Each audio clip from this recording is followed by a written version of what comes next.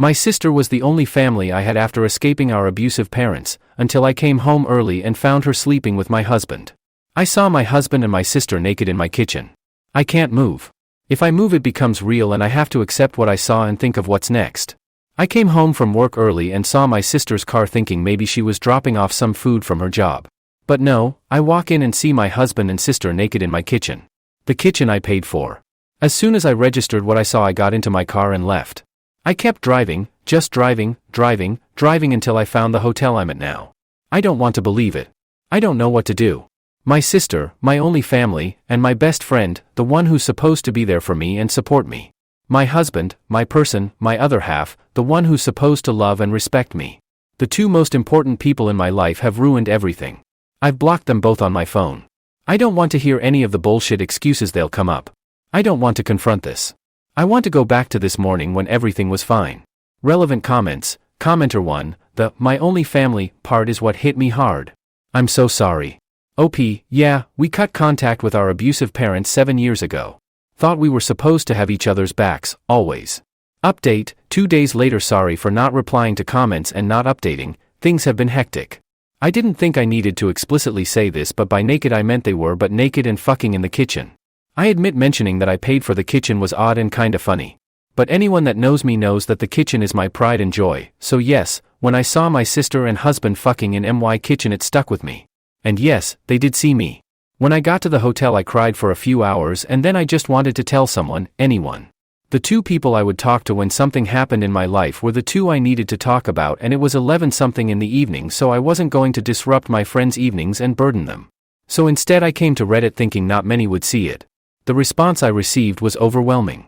I want to say thank you to everyone that sent me kind words and advice. Thank you so much for all the virtual hugs. I know I only commented once, it's because I had so much to think about and do. I appreciate all the love and support. There was so much amazing advice given in the comments, although a lot of it was American-based. I still appreciate it. But one thing I did see a lot was to unblock them and keep the texts and calls as evidence, so I did do that. After posting and another good cry I knew that I had to get my shit together. I didn't have my sister or any family to help, so I had to do it myself. I started researching what my next steps were. In the morning, my friend called me saying my sister contacted her wondering if I had been in contact with her. I told her what happened and she very kindly offered her spare room and her day off work to help me sort stuff out. I called in sick at my job and my friend helped get things done. I got in contact with my friend who works at a bank and she helped me start sorting my financials. My friend also found me a lawyer to consult with. After my phone consultation with the lawyer, I was so overwhelmed. I now know why so many women don't divorce their cheating husbands. It's such a lengthy, expensive, and emotionally draining process. I, fortunately, make a stable income and can support myself, and we, fortunately, don't have kids. I have to remember that things aren't going to happen in one day. It will all take time. As for the house, unfortunately, his parents did buy it for us, and to be honest, after what I saw, I don't want it. I will try to get reimbursed for my beloved kitchen, otherwise, it can burn for all I care. This has been super draining, but I knew I had to talk to them. I already knew there was no coming back for my husband, and when I checked his messages they were exactly what I thought they would say. I'm sorry. It's not what it looks like. We didn't mean for it to happen. Please come home. I love you. Blah blah blah. Just absolute bullshit. A small part of me thought maybe I could find it in me to forgive my sister as we only have each other. But after I opened her messages all hope was lost. She used the same excuses we heard our father use when he cheated on our mother and beat us. She said the same things our mother would say when she would excuse our dad's behavior and also beat us. I spoke to her this morning and asked her to tell me straight up who, what, where, when, and why. She told me back in July when I went on a girls' trip she was at our house and joked to my husband that I would cheat on him on the girls' trip because that's what always happens. He said nah, and they joked about it, but she said he could get even with me and they ended up doing it. Once. One time lead to 2 to 3, then to whenever they could do it. There was never any evidence or signs or anything that I was going to or even thinking of cheating. I told her we were done and there is nothing she could do to bring us back together. I later received a call from an unknown number. It was my mother, who I haven't spoken to in 7 years. Turns out my sister has been in contact with her and told her what had happened, and my POS mother, the same woman who beat me for breathing wrong, had the audacity to say this is what I get for taking her daughters away from her. It hurts so much. I know things are going to get messy and this is going to be a long few years. I've now lost all my blood relations. I need to get all my shit and find a new place. I want to show them that I can and I will thrive without them. Again, thank you all from the bottom of my heart for all the love and advice. All the people in the comments that could relate to me, I'm so sorry. Red heart relevant comments. Commenter 1, I'm very proud of you for taking charge and standing up for yourself. I know it's very hard, but you got this. You will get through this. OP, thank you for your kind words. It's pretty hard losing the only family I had, but I'm trying so hard to stay optimistic. Betrayal like this is fucking devastating. It will be long and hard and draining, but I will make it. Commenter 2, hold your head high and cut all of them out of your life. Do his parents actually own the house or did they just give money? Cut off mother and sister for good. Your sister had a piece of work. OP, they gave my ex-husband the money for the house. So it's under his name. And yes, my sister can join my mother and do whatever. They're no longer related to me. Commenter 3, out of curiosity, have you asked his parents if they knew what was going on? This will give them the opportunity to hear what actually happened rather than the lies he'll tell to cover his bad behavior. OP, as soon as I started receiving messages from his mother, I knew he had been feeding them a false narrative. She's been calling me names for bringing my cheating backside and my slutty sister into his life. She never liked me because of my background and thought I should forgive my mother. Unfortunately, all I'll hear from them is the bullshit he's told them. Update, 9.5 months later I actually forgot about this account until recently, and when I logged back and I saw so many people still commenting, messaging me and checking up on me. To those people, thank you for your kindness. Since so many still ask for an update and I've already shared such a big part of my life, I may as well give a small update. Back in October, my life was in chaos, but I was determined to soldier through it and show them that I can make it without them and succeed. I had to meet with my ex to talk about the house and he kinda gave up and we decided to sell the house. I was reimbursed for my beloved kitchen. At first, my sister would show up at my job and my friend's house, but once I told her that I would get the police involved, she stopped. I haven't seen her since February. I did hear from my pathetic excuse of a mother again, but that was also shut down and I have not heard from her since the end of last year. I'm from NZ, so my ex and I have to be living separately for 2 years before we can divorce. Although I want nothing to do with him, I'm not too fussed. 1 year is almost done. I started therapy, which has been healing. I wish I had gone earlier. I have moved into my apartment and I was promoted at work. I have also gone on 2 girl trips and had some extra fun these times as I was a single woman. And I've also just started seeing someone. He has been very kind. Thank you all again for your kindness. Hope this is the update you were waiting for. Comments. Commenter 1, I'm glad you updated. You're happier. Never introduced the man to the family. Wouldn't put it past your sister to repeat her behavior. Cutting the toxic people in your life brings so much mental freedom. Living a happy single life after divorce is a kindness to yourself. Best update so far. New update, officially divorced, 17 months later. Hello, it's been a while. I still get messages and notifications asking for an update, so this will be my last one. I am officially divorced. It took a while, but I got there and my ex-husband had 2 years to accept it and not fight it. I've got my own house, a nice kitchen, a cute mature man on my arm, friends who treat me like a sister should, and a job that respects me. I'm happy and couldn't care less where my biological family are and what they are doing. I am enjoying the wonderful summer we are having in NZ and living my life. Thank you all for the support. All the best. Relevant comments. Commenter 1, so glad to hear you've landed on your feet. Wished we heard more about the ex, like he's an unemployed drunk now or something. Or the sister, like she had a bad reaction to some shampoo and all her hair fell out. Oh well. OP, no idea where my sister is, but ex is just a working loner loser. Commenter 2, so happy to hear you're doing well. Thank you for updating us and all the best with your new life. Alright, moving on to the next story, and it says, my wife admitted to having a drunken one-night stand last week and it has turned me into a robot.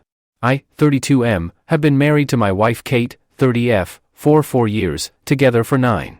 Our relationship has been amazing, loving, and supportive.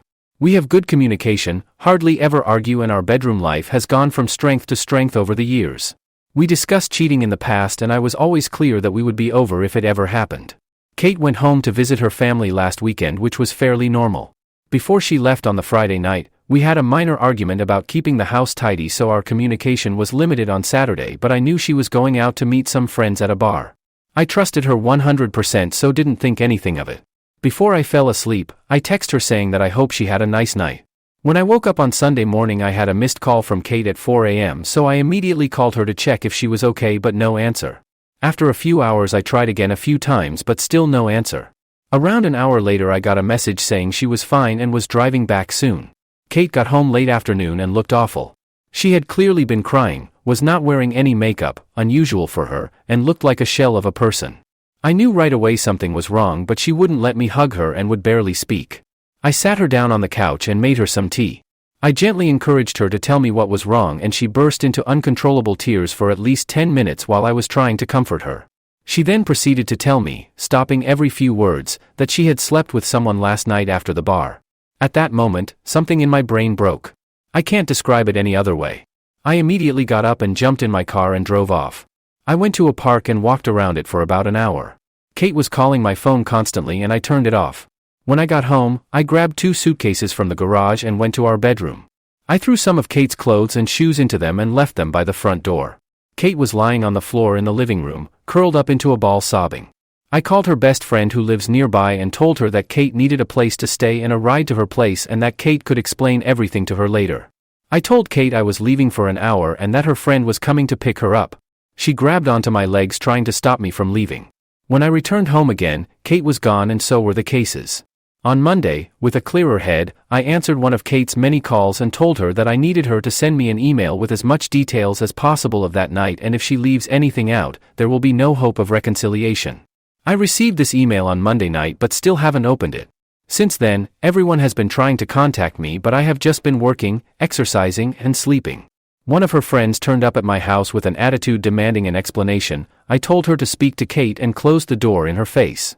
I have also been speaking to divorce lawyers, have moved money into separate accounts and blocked Kate and all of her friends on everything.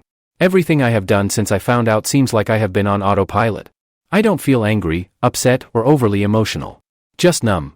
Kate posted a note through the door yesterday asking me to meet tomorrow, but I'm conflicted. Should I meet her? Will it change anything? Is there any point in trying to reconcile? Is it normal to feel like a robot, and how do I snap out of this? Edit, just to add that when I came home the first time, Kate confirmed it was consensual. She was drunk but knew what she was doing. Relevant comments. Commenter, you better read it, see if it was a blackout drunk night and she woke up not knowing where or how and her last memory was with a friend at the bar. Too bad the Terminator kicked in so you could have rang the friends she was with to gauge if they are covering for her. That's if she doesn't remember and she hasn't admitted to anything. What if it was non-consensual? Her waterworks didn't quell the fire. Obviously. OP, she confirmed it was consensual, she was drunk but knew what she was doing. It was one of the only things I asked when I came home. I obviously asked her why and she just kept wailing and crying. Update, after reading your comments, I decided to meet with Kate but not read the email. Kate came to the house yesterday and when I opened the door she looked terrible. She tried to hug me and started mumbling apologies, but I stopped her and we sat down to talk. I started by telling Kate that I would be recording the audio of the conversation and she agreed. I then asked her to explain what happened and told her that I haven't read the email she sent. Kate said she had been at the bar with 2 friends, I know and like both of them, and told me what she had to drink. I was surprised at how little she drank because it was the same amount we would normally drink when going for dinner, a few glasses of wine and a cocktail. She admitted she was only slightly tipsy. One of her friends, Sarah, has a younger brother, Max, 27M, who came to pick them up around midnight. It's a running joke in their group that Max has had major crush on Kate since high school, and I had heard them joke about this. The 4 of them went to get some food and Max then dropped each one off until it was just him and Kate. Kate said she didn't want him to drive the 20 minutes to her parents' place after working all day, so would just order an Uber from his apartment. She went into his apartment to order the Uber but couldn't get one. Max suggested she should crash in his bed and he would take the sofa, he would then drop her off in the morning. Kate refused and continued to try to find an Uber. They were sitting on Max's bed and he kissed her. She kissed him back and they ended up having sex. After that she broke down crying from guilt and Max took her home.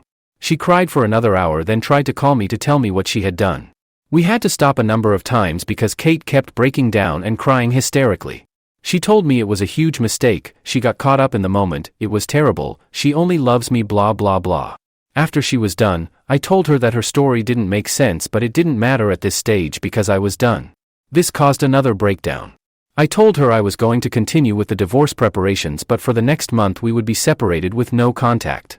I also told her that we would both remain faithful, would get a full STD panel, and she would tell our mutual friends and family what happened. If she sticks to these conditions, I would be willing to meet again to see if there was any way forward other than divorce. She enthusiastically agreed to this but made it clear that she did not expect me to stay faithful to her. I know many of you will criticize this decision, but I need to be sure that divorce is the right option after I have had time to process everything that has happened. I am still 99% sure that is where we are heading, but I need to be 100% certain. Relevant comments. Commenter, you should reach out to Sarah and ask for her side? Especially as if you decide to give your wife a chance, mandatory requirement will be no contact to Max at all, and this, your wife has to accept, may mean the end of her friendship with Sarah if Sarah cannot accept her brother being persona non grata around your wife. And, somehow I get the feeling Sarah may have set this up? She no doubt is aware of her brother's feelings towards your wife, and would love it if your wife and her brother became a couple. OP, thanks for the advice. My question is, does it even matter at this point? She cheated, maybe once, maybe 100 times, but even if Sarah is involved and Kate cuts her out completely, it doesn't change anything? Not being argumentative, just wondering if it's worth the extra digging. Update 2. A few things have happened in the last week, so I thought I would make an update post if anyone is interested. First of all, I'm not in robot mode anymore. I have been having bursts of intense feelings of anger and betrayal, but have been keeping busy with work and exercise. My friends have also been great since they found out and have been dragging me out of the house to hang out. I decided to read the email and wish I hadn't. The story Kate told in the email was mostly the same, but there was no mention of going into Max's apartment to order an Uber. There were also pretty explicit details of what they did, for how long, and that they had apparently used a condom. I will never be able to forget this description. Many people who were originally criticizing me for kicking Kate out of the house have now apologized, but they can keep it. Kate's parents reached out to apologize and I spoke to them because we had a good relationship before all of this. They begged me to try to work it out but said they understood if I decided to get divorced. I didn't commit to either option. Kate's other friend, that was there that night, contacted me to tell me her side of the story. It mostly matched up, barfood home. She said Kate could stay over at her house, but she refused, saying she was driving home early the next morning. Max apparently insisted that he would take Kate home. The version of the story that she told didn't mention Kate trying to get an Uber, only that Max invited her in and she accepted.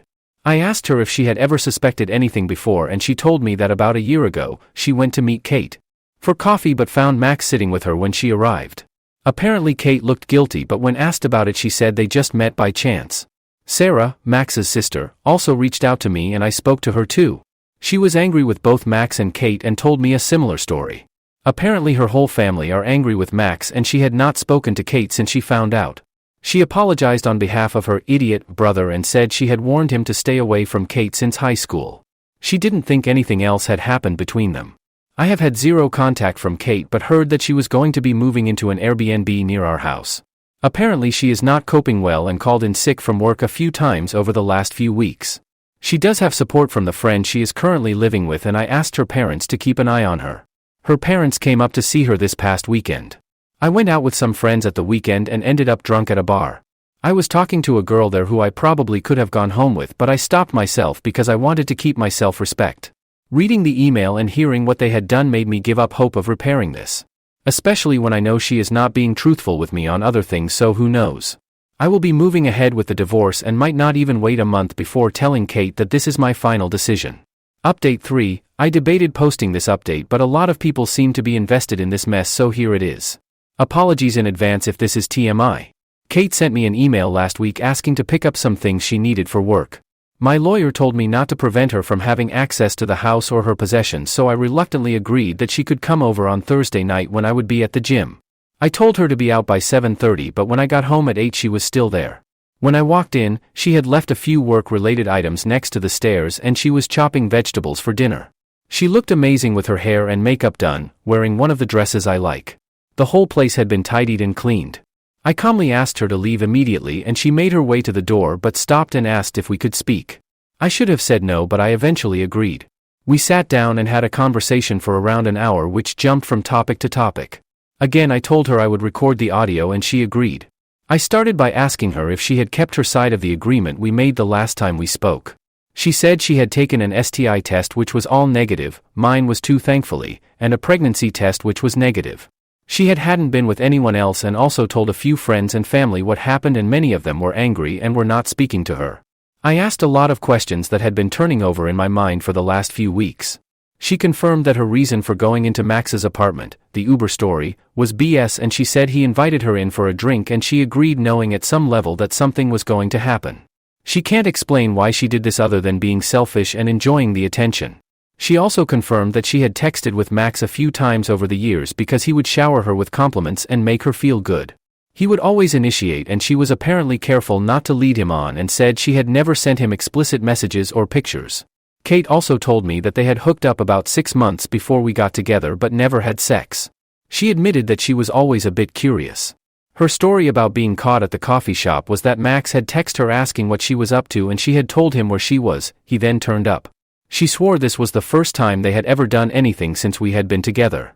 She said there was nothing missing in our relationship and she hates herself for ruining her perfect marriage and causing me so much pain.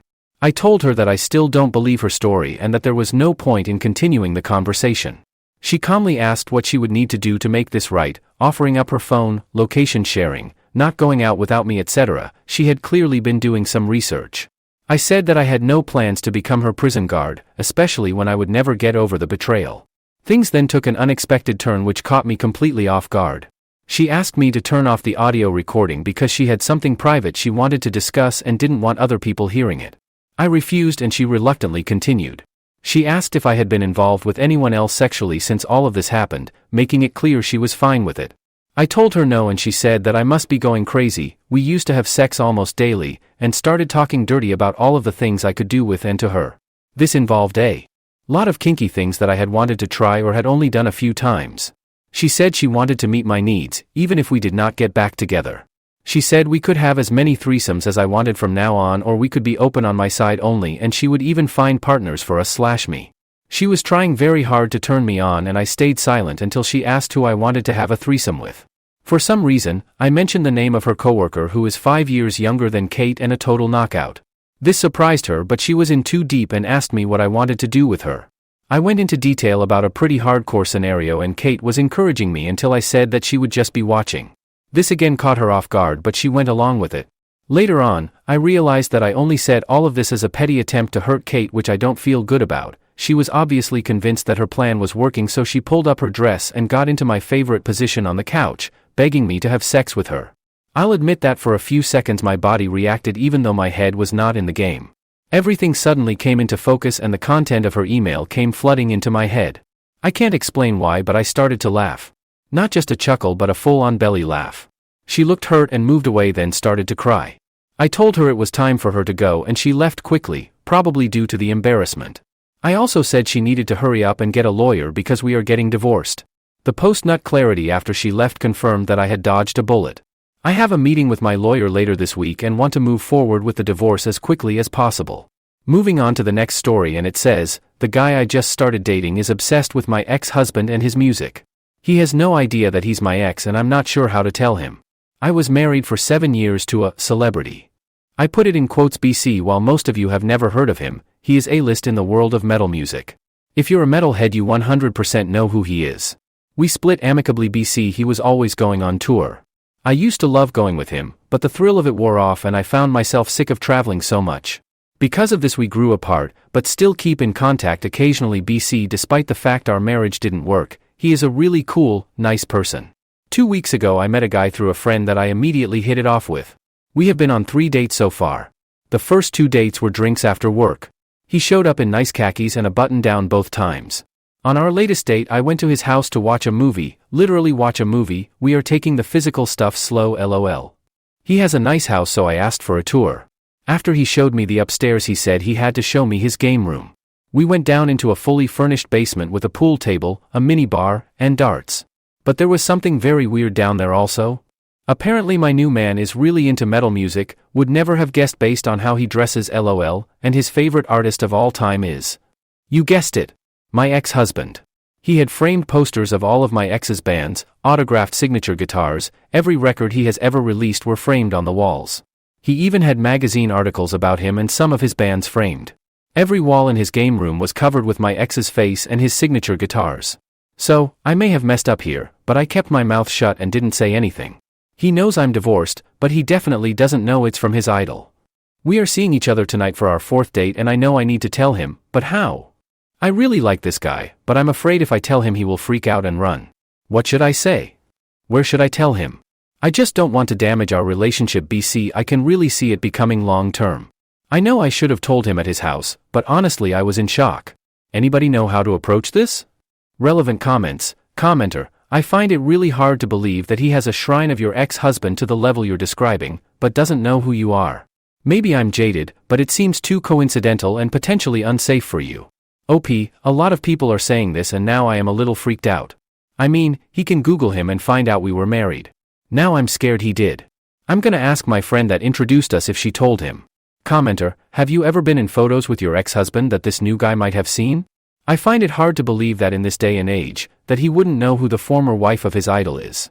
OP, this never dawned on me until I posted it, but there are pictures of us all over the internet. Now I'm a little freaked out that he already knew. Commenter, if he's such a fan, he knows you. OP, yeah. I think you guys are all correct and I don't think I should continue seeing him. I'm beginning to think it is not a coincidence at all. Commenter, yes, this is a potentially dangerous situation for you. Crazed fans can and do harass family members of their idols. I know it sucks and you really like this guy, but if this guy is a stalker he could be targeting you to get your ex-husband's attention. OP, thank you for your concern. After reading these comments I am gonna break it off. I can't believe it didn't occur to me that he already knew. Commenter, I think that's safest. The chances of him not knowing who you were married to are pretty slim. I could understand if it was a band he'd never heard of, but his favorite band/artist? No way. Commenter, whoa, aren't you gonna check with his side of the story too? He might have no idea. OP, yeah. I'm gonna go through with our dinner date tonight and talk to him about it. Commenter, he met you though friends, and is obsessed with your ex-husband? Yeah, he definitely knows who you are. It would be hard to spend a lot of time tracking down signed memorabilia, etc. without ever getting a glimpse of a name or a pic of his favorite celebrity's wife. Like, someone that has spent this much time and effort following and Googling your ex-husband absolutely would know about wives, divorces, etc. I would talk to the friend that introduced you and ask them if they know who your ex-husband is, and ask if the guy specifically asked to get an opportunity to meet you. OP, I called my friend and she says she didn't tell him, but after reading these responses I realized he could Google him and find pictures of us together. Now I'm weirded out. Commenter, did she know he was a fan? It's weird to me that he specifically wanted to show you that room, it makes me feel like he already knew. When he showed you, did it look like he was watching you for a reaction? OP, can you update us with how this all turns out? OP, he didn't seem to be looking for a reaction. He just looked really excited to show off his game room update. 8 days later, well, after getting a huge range of answers, some of which were kind of frightening, I decided to give the new guy the benefit of the doubt and go ahead with our dinner date that night. Our 4th date. So I met him at the restaurant and we had some wine first. We were just talking and chatting and I realized that I had to bring up the ex-husband thing. So while we were both 2 glasses of wine in, I decided to just ask him flat out if he knew that I was previously married to his favorite musician. He laughed nervously and said, yes, I knew, but, my friend, didn't tell me. I figured it out.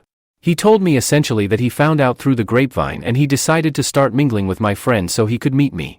He told me that yes, at first it was just BC I was married to his idol, but that now he is really developing feelings for me. I thought it was a little odd, but I felt fine with it, until I remembered his man cave basement.